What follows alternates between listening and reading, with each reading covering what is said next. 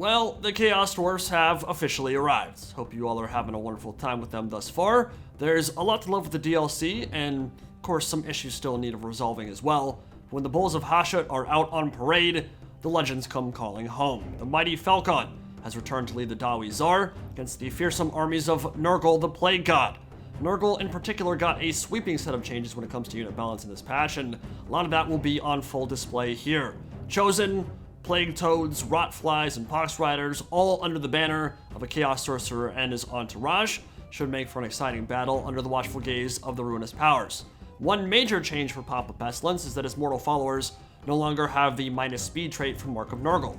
It was thematic, and I'm not sure it needed to be removed fully, but they're now more comparable to Undivided and the other Chaos Gods not named Slaanesh. The Goonies are added again for Nurgle, Sorcerer Lord and 2 Exalted Heroes. Last time we saw them together was against Shadow Walkers of the Tower of Hoeth, Stream of Corruption, Fleshy Abundance, and the Crown of Everlasting Conquest for a passive regen. Both Exalted Heroes have Heroic Killing Blow and big AP axes for slicing through tanks or flaming bulls, and behind them are the Froggers from Hell, the Pox Riders of Nurgle. More morale, more AP, more speed, and more mass than before the patch. They are all around a better unit now, and seem a useful choice against armored midgets with Babylonian beards, go figure.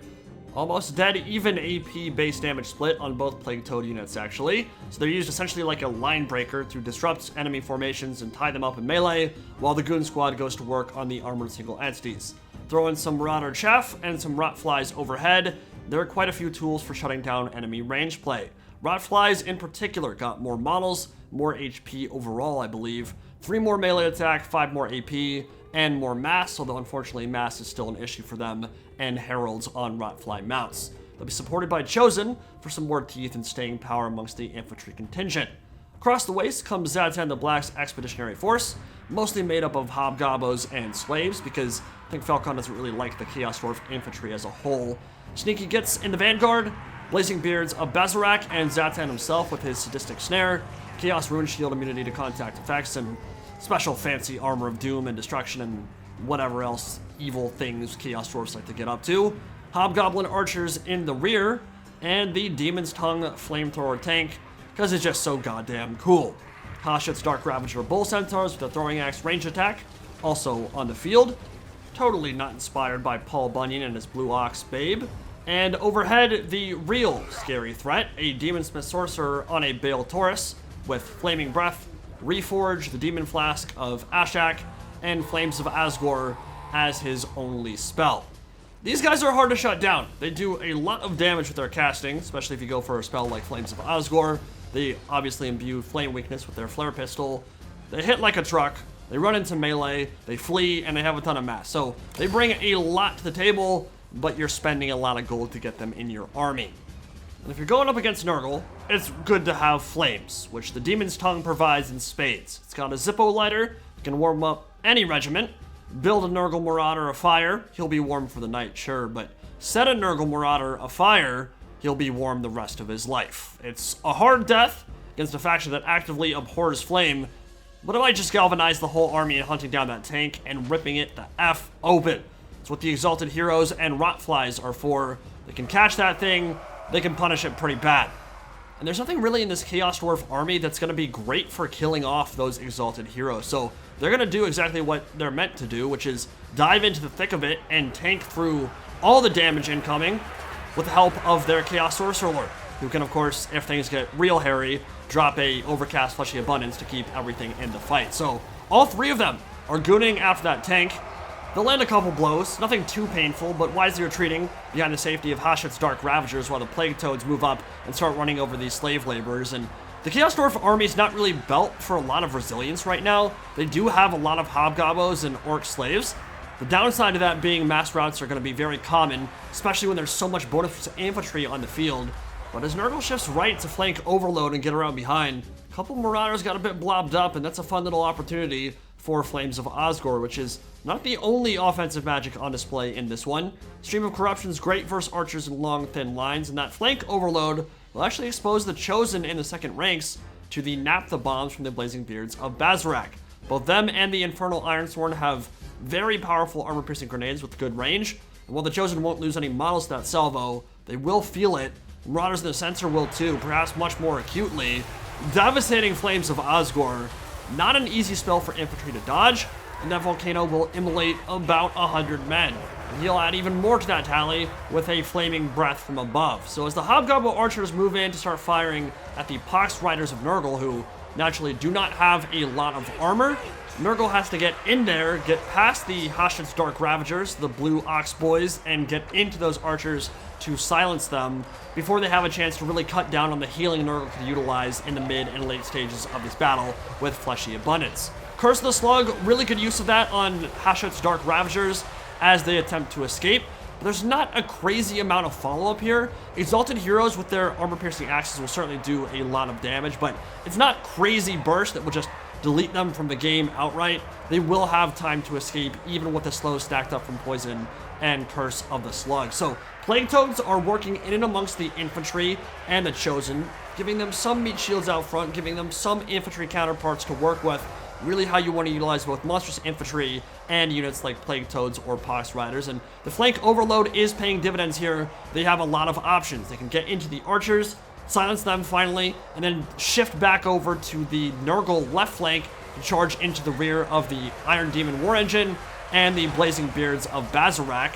Rotflies are in there with a full surround off on the tank, which is dropping close to half HP, and Chaos Dwarfs are kind of being rolled at the moment as a massive heal comes in with a Fleshy Abundance. And remember, there's no unit cap on that. It's not like Invocation of the Hack that can only hit 3 or 4 models at once. That is a big time heal that can hit an entire army if it's all blobbed up together. So utilizing those blobs, but not being so blobbed up that a big breath attack or a Flames of Osgore can ravage your entire army. One of those things that Nurgle players always have to balance. But of course, their healing is going to be less effective here, simply because Flames are a hard counter to those kind of spells. Demon's Tongue up to 69 kills, very fitting, very nice. Get another nice look at that breath attack too from the Bale Taurus and the Hobgoblin archers as they shoot into the scrum. Those archers are pretty much inundated and about to be run over, but the Iron Demon War Engine is a problem. Exalted Heroes can get on top of it, but remember, they don't want to commit overly much into trying to kill it, because Flames of Osgore, as we've seen, can be pretty punishing to single entities. So Nurgle has to be very careful here, because both the Bale Taurus and that Iron Demon War Engine are not easy things to take down, even in the best of circumstances. But when there's a spell that can completely take out your Lord and heroes if you overcommit into trying to kill them, well, that's something you really have to worry about. Pox Riders are feasting right now. That flank overload worked wonders and really swept through the Hobgoblin archers in the rear quite quickly. Rotflies are still online too, so all the important mobility tools for Nurgle are still there. The Chosen got completely run over though. A combination of the Iron Demon War Engine, that salvo from the Blazing Beards of Bazarak and their Naphtha bombs, that really did quite a number on them.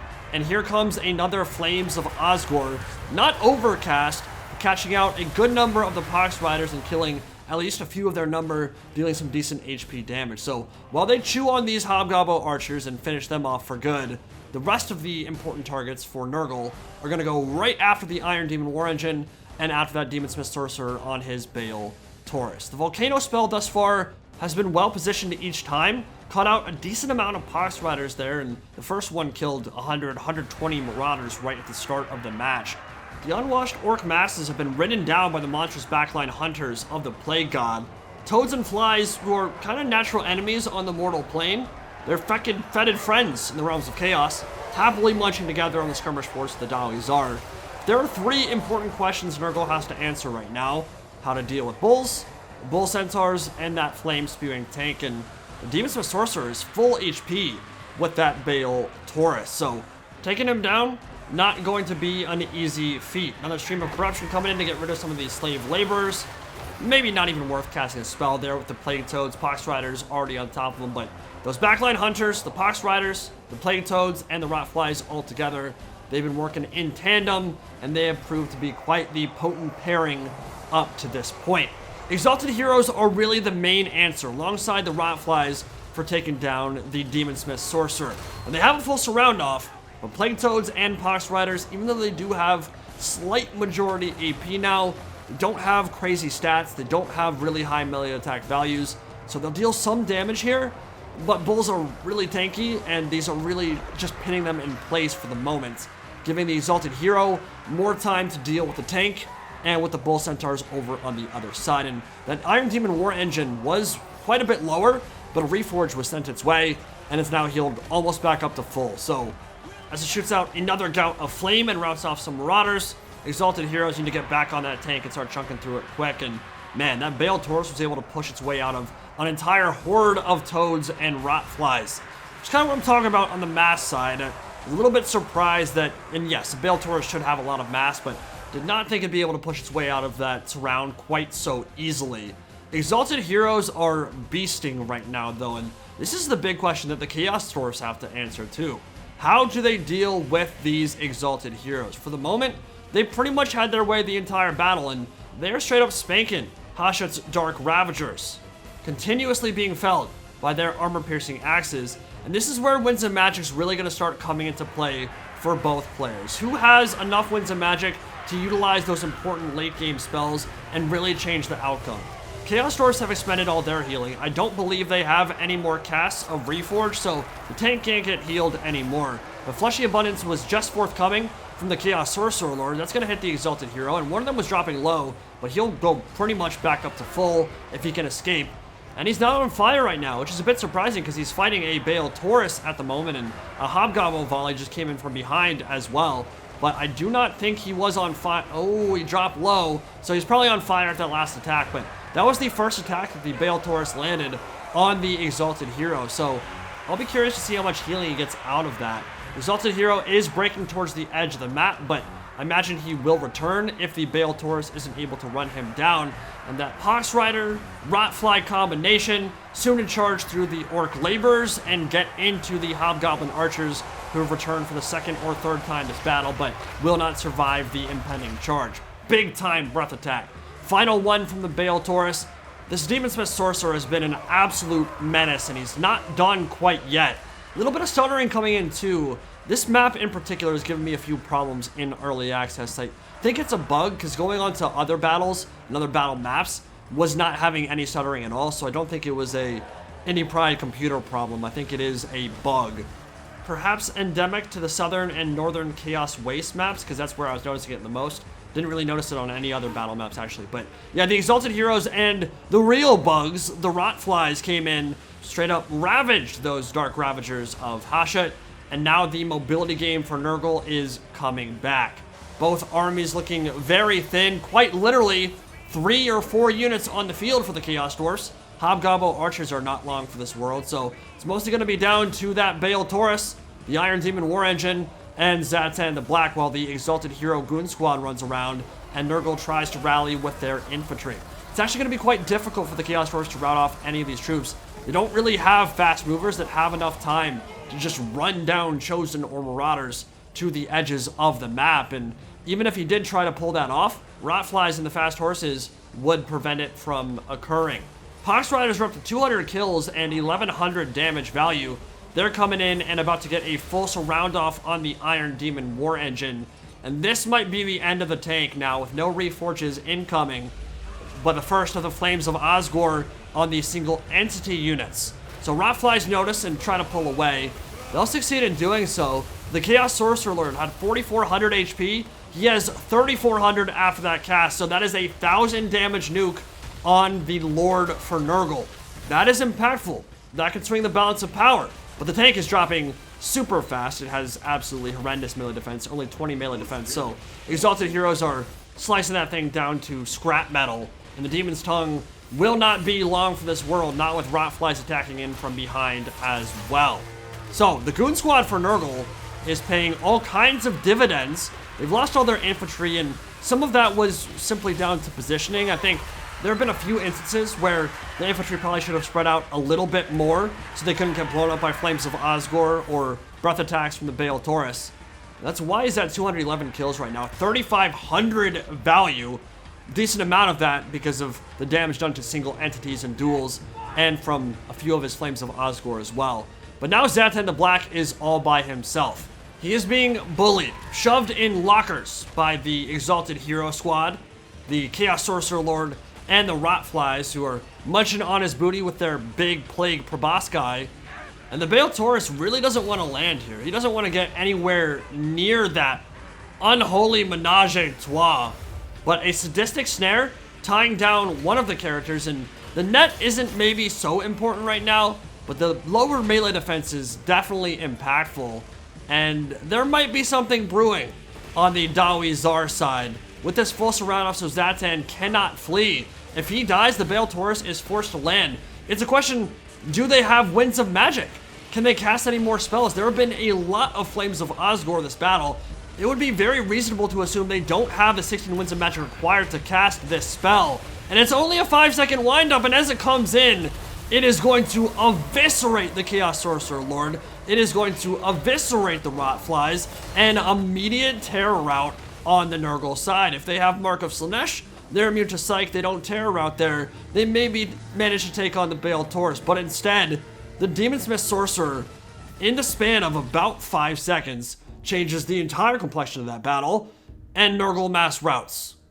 And if you were curious, yes, this battle right here between Falcon and myself was the impetus for our little testing, where we figured out that Flames of Osgore absolutely destroy single entities if they are caught within the radius of the spell, which is not common at all for bombardments. And you might say, well, just dodge it, and you'd be partially correct, but there's multiple factors that go into this. Number one, I didn't think Falcon had enough Winds of Magic to cast another Flames of Osgore, and I was killing his Lord. Number two, if I pull everything out of combat immediately, those things are now all isolated, and I had a netted character in there already that was 1 or 2 hits from death. So if that character is left and no longer has support, he's gonna get munched, I lose an Exalted Hero, I may no longer have the DPS required to get through Zatan and the Bale Taurus. Number three, you can't actually just pull them out of combat right away because you just don't respond right away. If they're in the middle of an animation, or if they just got staggered, or they get rear attacked by a Bale Taurus, well then you can't pull away. You don't have enough time to escape the radius of the spell in the 5 seconds it winds up. So a lot of things went into that. Yes, I would have loved to have dodged a spell there with all my characters.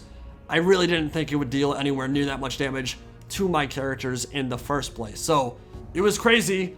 It was a really good find from Falcon at a perfectly opportune time, and it changed the outcome of that battle, and his Daemonsmith Sorcerer got 5,500 value that game.